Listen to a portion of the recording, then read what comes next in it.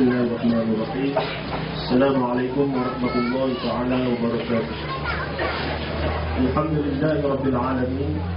Assalatu wassalamu ala asyrafil anbiya'i wal mursalin wa ala alihi wa sahbihi ajma'in. Allahumma salli wa sallim ala 'abdika an-nabiyil karim Muhammadin al-Mustafa sallallahu alaihi wasallam, khataman nabiyyin wa siddiqin wa syuhada'i was salihin wa kullu ulaika rafiqa amma ba'd.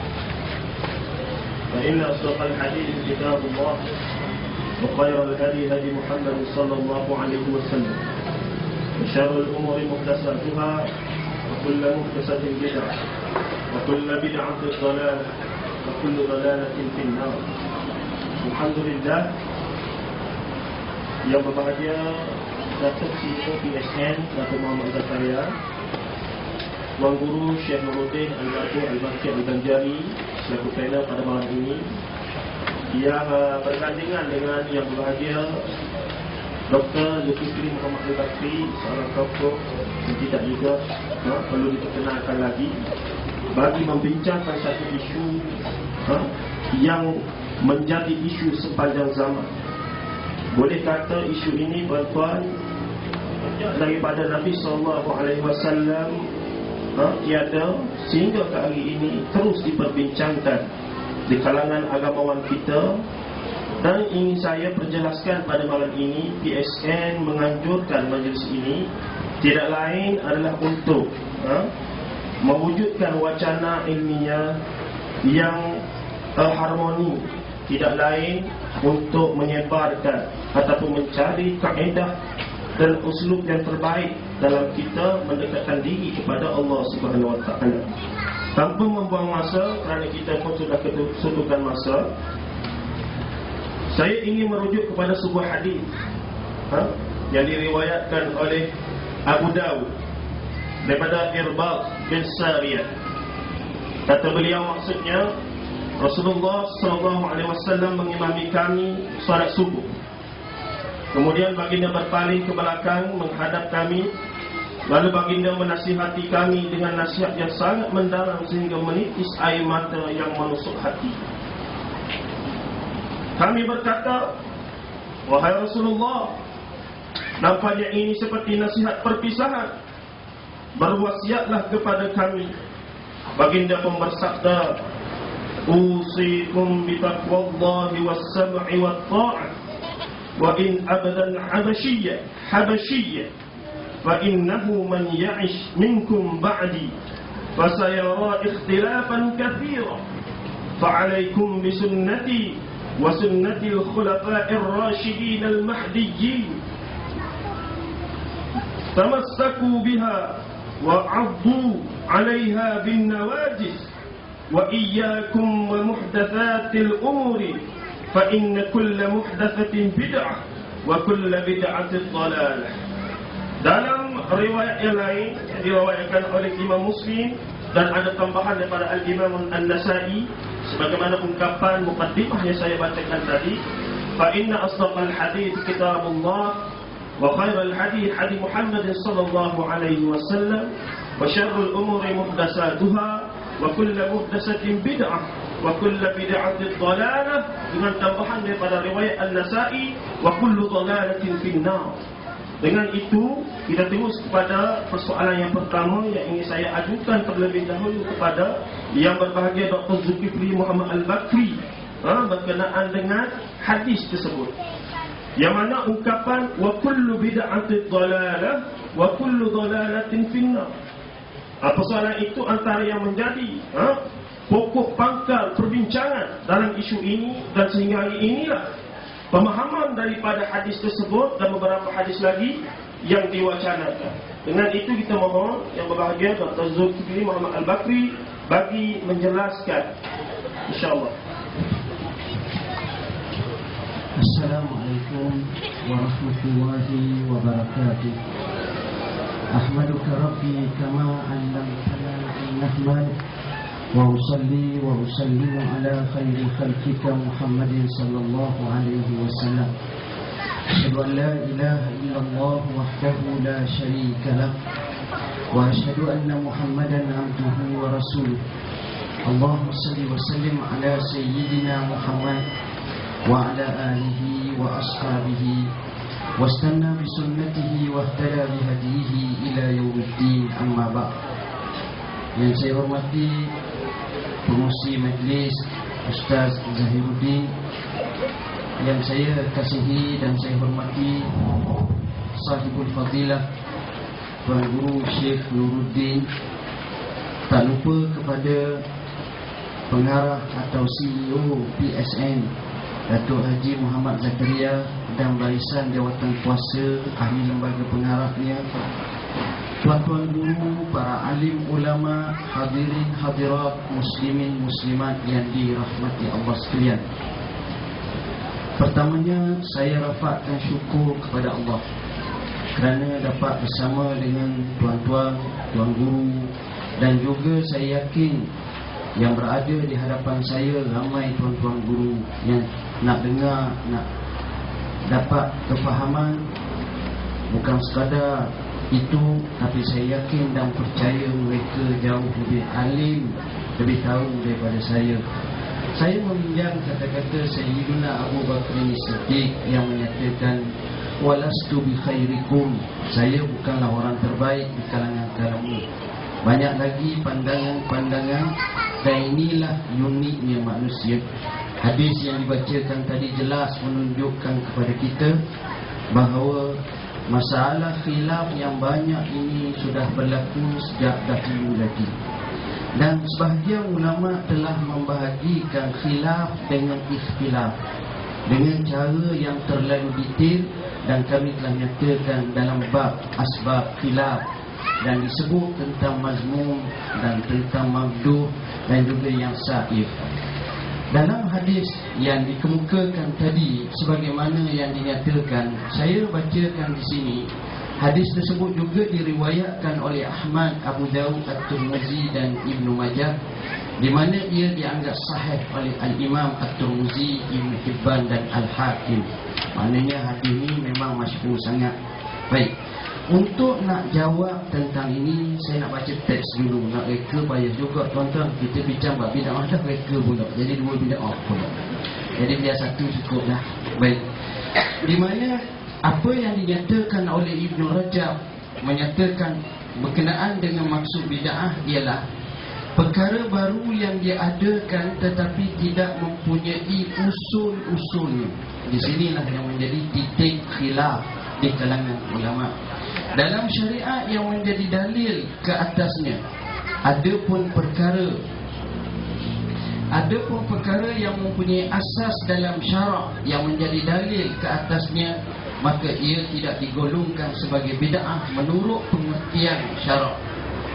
Sekalipun dari sudut bahasa ia tergolong dalam erti kata bid'ah. Ini tafsiran yang disebut oleh para ulama. Persoalannya tuan-tuan dan puan-puan yang dirahmati Allah, apabila disebut hadis tadi, saya teringat apa yang dinyatakan oleh Al-Imam Al-Qarafi rahimahullah.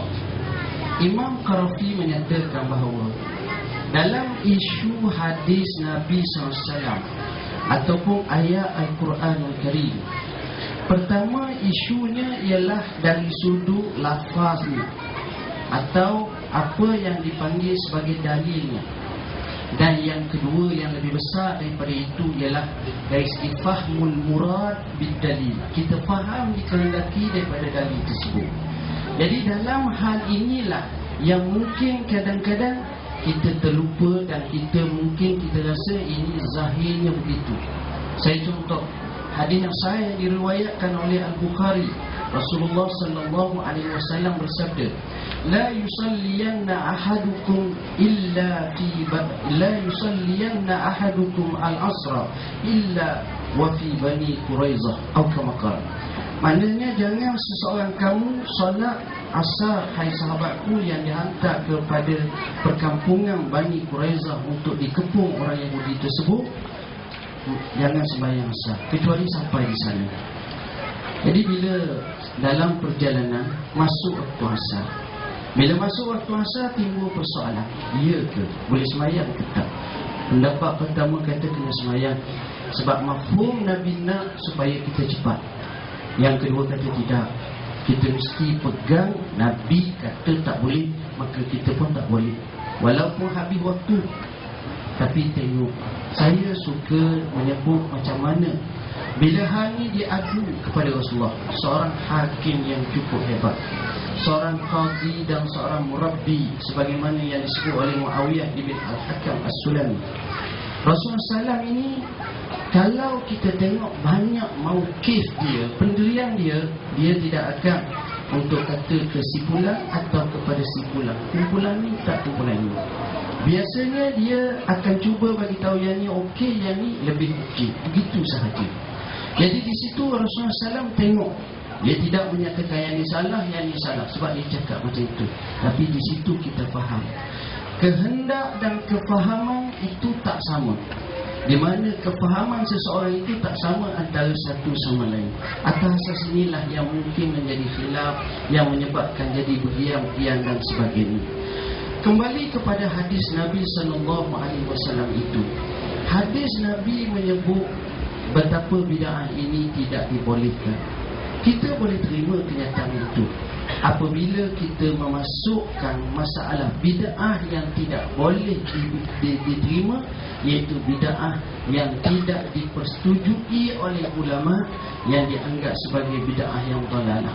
Adapun bid'ah yang dari segi istilah tasyri'nya, istilah lafzinya dan sebagainya, yang dibahagikan termasuk oleh Al-Imam Syafi'i rahimahullah, maka di situ jelas kita nampak.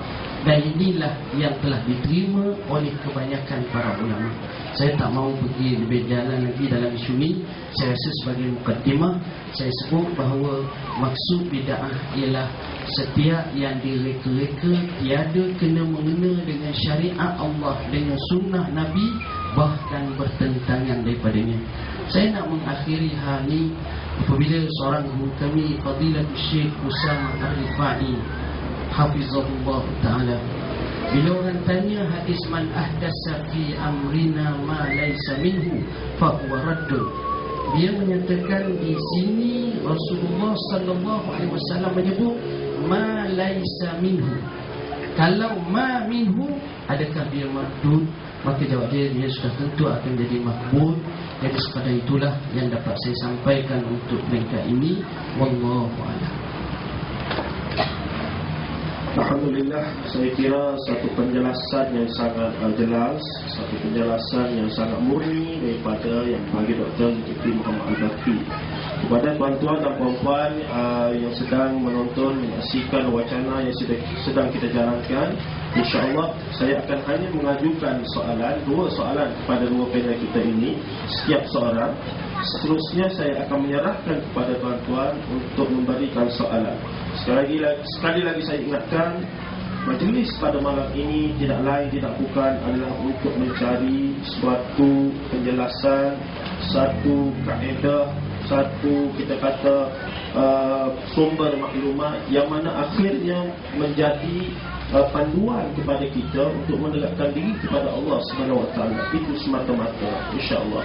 Baik, kita berbalik kepada yang berbahagia Tuan Guru Syekh Nuruddin, insya-Allah yang akan saya tanyakan soalan. Baik, dalam beberapa pembacaan ataupun penulisan, saya hanya mendapati secara peribadi banyak perbahasan yang berkenaan dengan bid'ah yang disebut sebagai bid'ah hasanah secara termanya hanya didapati dalam perbincangan mazhab Syafi'i. Sedangkan mazhab lain agak kurang mungkin dalam membincangkan hal ini.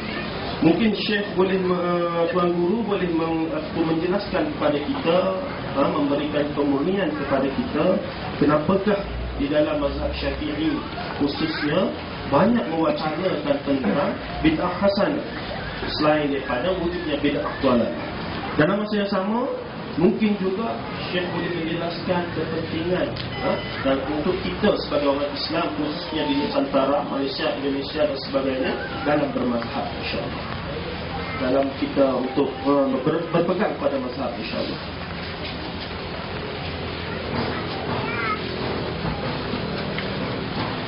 Allah. Bismillahirrahmanirrahim. Alhamdulillah. رب العالمين صلى الله وسلم على سيدنا محمد خاتم الأنبياء وحبيب رب العالمين نبي القاسم الأمين وعلى آله وصحبه أجمعين رب يسر ولا تعسر ربي تأمين بخير. Ucapkan terima kasih kepada Masih Majlis Khulal Fadil Dr. Nur Habibullah Fillah Diyufana Aizah. Rasanya tidak terlalu aneh atau tidak terlalu pelik kalau dengan pertanyaan yang semacam yang telah kita dengar tadi itu dipertanyakan oleh moderator kita, dan itu berdasarkan pengalaman dan pengamatan pribadi daripada pihak pengurus majelis yang menyatakan bahwasanya pembahasan tentang bid'ah hasanah dan dhalalah itu lebih banyak dibicarakan oleh ulama-ulama Syafi'iyah. Jadi jelas tidak tepat atau juga tidak betul. Jadi dengan kita cukup dengan mengambil beberapa buah kitab yang ditulis oleh ulama ashabul madzhab. Misalnya seperti Syarah Arba'in Nawawi yang ditulis oleh Imam Ibnu Rajab, jelas itu ulasannya al-madzhab Hambali. Kita buka kitab Bustanul Arifin atau juga dengan Al-Arba'in Nawawi, jelas di sana dengan ungkapan tentang bid'ah itu dibahas oleh salah satu ulama daripada madzhab Syafi'i. Hampir tidak berbeda juga dengan mazhab-mazhab lainnya. Jadi suatu hal yang tidak tepat kalau dikatakan hal-hal yang berkenaan dengan bid'ah yang disebut bid'ah dhalalah, bid'ah hasanah, itu hanya diungkap dan dibahas oleh ulama-ulama Syafi'iyah semata. Tadi telah kita dengar definisi daripada bid'ah dhalalah itu seperti apa, satu perkara baru, satu hal yang direka-reka oleh seseorang yang tidak mempunyai asas dan yang tidak mempunyai landasan hukum daripada Al-Quran dan hadis, atau dengan bahasa yang telah diperdengarkan tadi, ma laisa minhu, sesuatu yang tidak termasuk dalam luar lingkup agama, itu yang dikatakan bid'ah dhalalah. Jadi suatu hal yang pelik. Ini saya mengatasnamakan al-mu'arif, bukan atasnamakan sebagai penyokong kepada pendapat yang telah kita dengar tadi. Jadi kata mereka, antara mendapatkan penasihat yang seperti itu dari mana? Itu jangan direka-reka, jangan dibuat-buat. Nanti kita kata, kullu dhalalatin, semua perkara yang dhalalah, kullu bid'atin dhalalah. Nabi kita tidak memberikan satu pengecualian, tidak ada istisna dalam hadis. Kalau kata mereka semuanya, semua perkara baru, semua benda yang Nabi kita tak pernah buat dan juga tidak pernah dilaksanakan di zaman sahabat, dhalalah. Dan wa kullu kulliyah amal tamat, tiap yang dhalalah itu akan membawa kepada api neraka. Jadi kita itu juga dengan ulama-ulama kita yang mengatakan bid'ah terbagi kepada dua, bid'ah hasanah dengan bid'ah madhmumah, itu atas dasar apa? Inna lillahi wa inna ilaihi raji'un. Alimta syai'an wa ghaba anka asya'u. Jadi memang kalau pada saat dengan kita hanya sekadar baca isu bid'ah saja, yang menulisnya Salafi, yang mengulasnya Wahabi, yang mendengarinya nus-nus separuh-separuh, Salafi ada, Wahabi ada, takkan sampai pada sasaran yang kita targetkan. Bagaimana dengan Al-Imam Asy-Syafi'i membagikan kita kepada hasanah dan juga pada dhalalah? Coba dengan kita kembali ke belakang, cakap saja, senang. Karena kebanyakan masyarakat kita tidak memahami hakikat hadis yang telah diperdengarkan tadi, ini yang menyebabkan mungkin tidak kurang daripada 2/3 penduduk dunia Islam sekarang ini dalam keadaan dhalal, ahli bidah, ahli dhalalah, wa ahli nar. Hakikatnya, sebab kalau di Nusantara, siapa yang tidak terbagi dengan baca Yasin pada tiap malam Jumat? Siapa yang tidak terbagi dengan dikasih dabutan yang dilanturkan tadi itu? Bukan sekadar dibid'ahkan saja. pengarahnya dikatakan sesat, bukan setakat sesat saja, dikatakan ahli syirik. Kenapa? Sebab beliau mengatakan, ya akramal khalqi maliman anudu bihi siwaka inda khuludil hadisil amimi. Wahai semulia makhluk, ya akramal khalqi maliman anudu bihi, kepada siapa untuk aku mengadu, untuk aku mendapatkan perlindungan selain daripada kepadamu. Ini kata mereka syirik. Sebab kita memohon perlindungan, meminta perlindungan, menginginkan suatu keselamatan dunia dan akhirat, itu kepada Allah, bukan kepada makhluk, bukan setakat ditabdi. Jadi karena tidak memahami makna daripada hadis yang berkenan tadi itu, akhirnya kumpulan kita atau kebanyakan daripada masyarakat Nusantara ya ima dikatakan mubtadi'in, ima dikatakan min ahlil dhalal, atau dengan bahasa yang lebih fasih akan masuk neraka. Jadi yang merupakan tanya sebab pertanyaan itu terlampau sempit. Pembahasannya di kitabnya ada dalam 300, 400, 500, 600 muka surat. Kenapa ada dengan satu pertanyaan? Untuk Ustaz Dur 2, untuk saya 2, takkan tuntas masalahnya. Kita duduk kena satu malam di sini. Untuk saya bahas masalah Yasin saja, Anda kena bagi waktu Anda setengah jam. Supaya Anda puas baca Yasin pada malam hari Jumat, itu bukan setakat dibolehkan, bahkan suatu perkara yang digalakkan, suatu perkara yang dianjurkan. Bahkan kalau pada saat kita sudah dalam keadaan surah, perselingkahan antara yang hak dengan yang batil, membaca Yasin pada malam hari Jumat sebagai untuk menyanyi karaoke dangdut di Bukit Jalil, itu baca Yasin hukumnya min aujabil wajibat. Mana dalilnya? Saya jangan merapu. Merapu. Kita jangan batasi waktu anak. Nanti tak boleh bercakap kalau bagi waktu. Kalau kita lalu kita berhenti. Yang penting jangan banyak berdehem di belakang. Sebab berdehem itu maknanya Syekh. Dah cukup. Masya Allah. Salah satu daripada sahabat Nabi itu dengan lenggak-lenggoknya masalah tabarakallah. Nabi kita bersabda, la yadkhulul jannata man kana fi qalbi mithqalu habatin min kibr. Tidak akan masuk surga seseorang yang terdapat sekecil atau merasa sombong dan angkuh dalam kehidupannya. Tapi bagaimana dengan baginda komen positif kepada sahabat Nabi yang nampak gagah perkasa, memperlihatkan kehebatannya di hadapan musuh. Nabi kita bersabda, ini diantara daripada takabur, angkuh dan sombong yang diridhoi oleh Allah Jalla wa'ala. Kenapa? Sifat positifnya sudah berbeda. Macam itu juga daripada masyarakat nyanyi, dangdut, karaoke, konser dan sebagainya. Apa problemnya? Bahkan itu suatu kewajiban kita untuk memberikan alternatif. Nah, dengan bacaan Yasin, mana dalilnya? Innalillahi wa inna ilaihi raji'un. Sebelum bertanyakan mana dalilnya, baca dulu, ngaji dulu, dengar dulu. Yang ada katakan kullu bid'atin tadi itu kula di sana itu kata ulama bukan kuliah amma, tidak ada daripada yang umum, melainkan akan ada pengecualiannya. Kaidah mengatakan ma min amin illa wa khussis.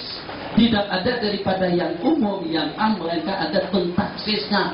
Mana buktinya? Tudammiru kulla syai'. Itu dengan topan di zaman Nabi Allah Nuh, Allah berfirman memusnahkan segala-galanya. Kulla di sana terkecuali gunung. Berarti gunung tidak ikut termusnahkan. Panjang ya, nanti tak jadi tahun kalau macam ini jadi ceramah agama. Innalillahi wa inna ilaihi raji'un. Kembali pada asas pembicaraan kita sebelum tentang mazhab itu nantilah belakangan lah tentang mazhab. Kita tentang isu bid'ah terlebih dahulu. Dari mana munculnya dhalalah dengan hasanah? Mana ada kata mereka dhalalah semuanya bid'ah itu dhalalah. Yang namanya bid'ah itu berarti sesat. Yang namanya bid'ah itu berarti haram. Yang namanya bid'ah itu berarti batil. Yang namanya bid'ah itu berarti masuk neraka. Innalillah, Allahu Akbar. Dengar, Tuan Haji dengar nih hadis nih. Kita ingat dalam kepala kita bid'ah yang dilakukan oleh Sayyidina Abu Bakar Siddiq radhiyallahu ta'ala anhu. setelah terbunuh 70 orang daripada sahabat Rasul yang hafal-hafal Al-Quran. Bukan yang setengah hafal, yang hafal Al-Quran. Innal qatla qad istaharra bihufadhi kitabillah. Ini keluhan daripada salah seorang sahabat, kalau tidak salah pada masa itu yang mengeluhkannya itu adalah Sayyidina Umar bin Khattab radhiyallahu ta'ala dan melaporkan perkara tersebut kepada Baginda Abu Bakar. Ini terdapat tidak kurang daripada 70 orang ramai sahabat Nabi kita yang terbunuh, kesemuanya hafal Al-Quran. Jadi saya berpandangan, saya punya cadangan, punya inisiatif atau punya ide.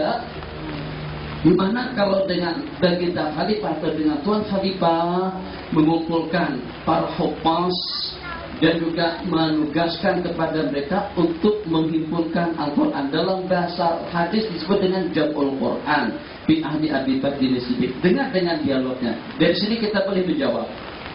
Jadi kata Sayyidina Abu Bakar, kaifa naf'alu syai'an lam yaf'alhu Rasulullah sallallahu alaihi wasallam. Macam mana dengan kita melakukan sesuatu yang dengan baginda tidak pernah lakukan?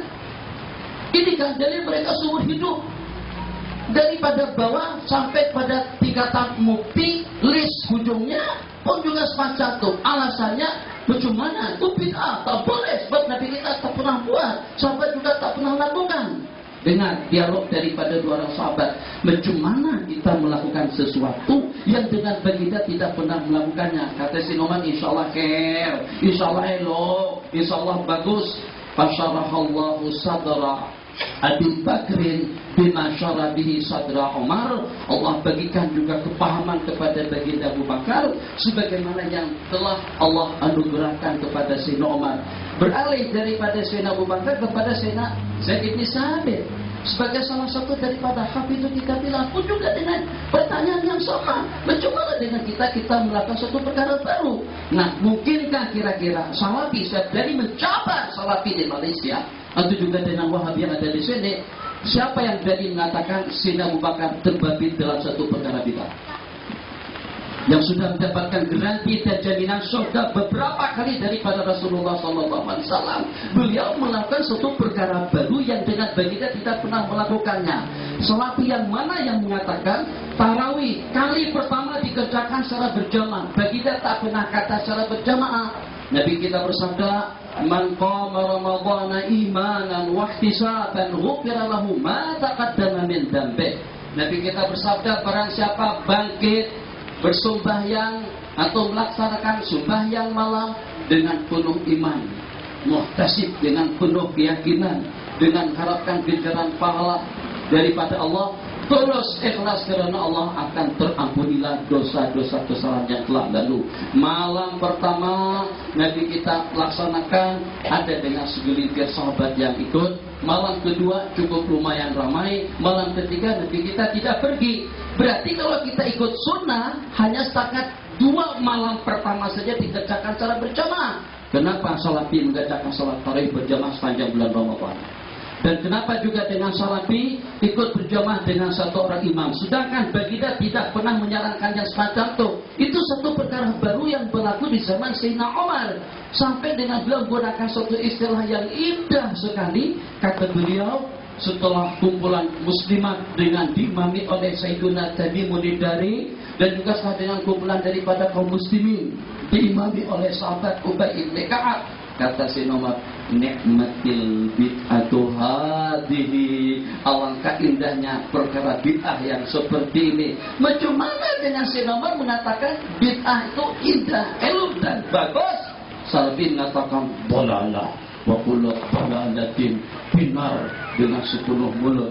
Yang akhirnya nak macam mana kita boleh bersatu-satu, nak macam mana hati kita boleh bening dan tenang, macam mana perasaan kita tidak tergugah seketika dengan kita yang beramal untuk jadi ahli khair saja ternyata dikatakan min ahli dhalalah. Sedikit saya kongsikan, tapi tidak mencadangkan atau tidak menyarankan semacam itu. Ada cerita Ustaz, usi sedikit pengalaman. Jadi pada masa saya di Medan, jadi pada waktu itu ada salah seorang daripada hamba Allah yang sangsing sungguh, kaki macam-macam lah. kaki minuman, kaki perempuan, kaki cuti, kaki apa, macam-macam. Jadi semua kemaslahatan dia pernah terjadi. Beberapa saat kemudian ternyata dengan dia ditaskil atau ikut mendengar banyak daripada jamaah tabligh, dia pun boleh terima